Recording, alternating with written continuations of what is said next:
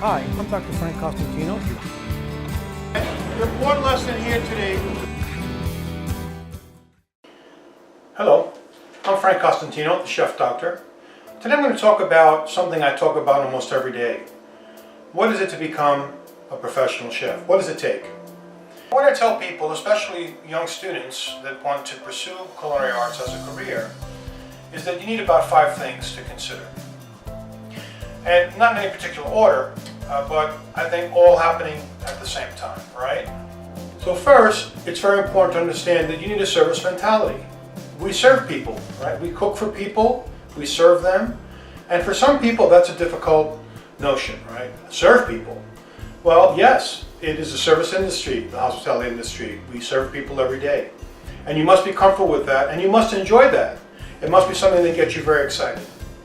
This might surprise some people, but math. Very often we find, at least in the old days, we would see students being put into cooking programs because it was a job skill, a technical skill. But make no bones about it, we call it culinary arts, but at the end of the day it's commerce, it's business. And in order to be good in business, you've got to be good in math. But more so in the kitchen, math plays a vital role. Ratios, 3 parts to 1 part, 2 parts to 1 part, 40% of this, 60% of that.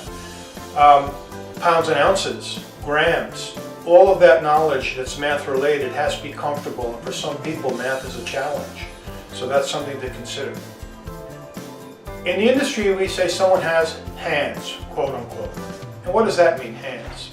Well, hands means they have an ability to use their hands in a manner that they can create dishes and cook and use a knife, etc. So knife proficiency is definitely something that is critical to be able to master. We don't think in terms of minutes, we think in terms of seconds. How long should it take to cut an onion? How long should it take to dice a carrot?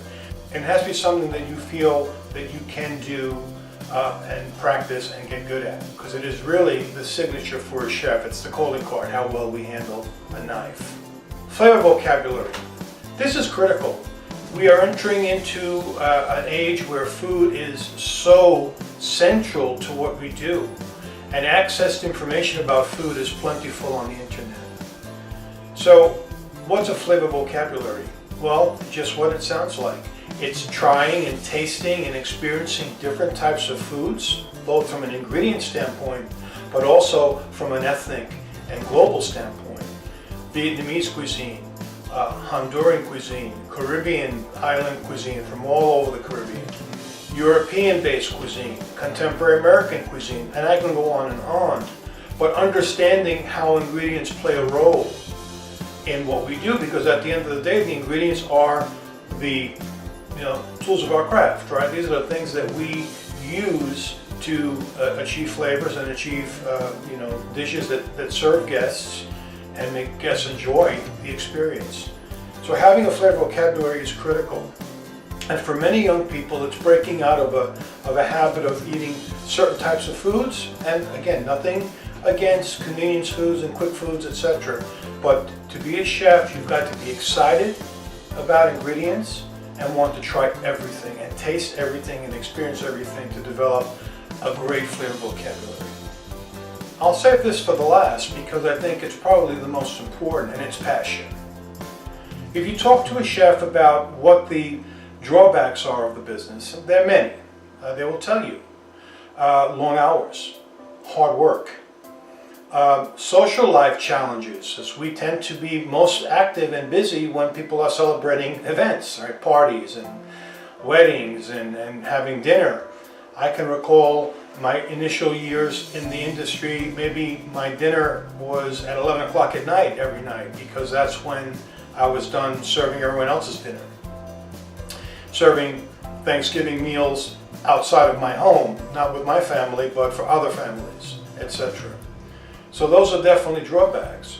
But what drives us through those things is the passion that we have for the craft.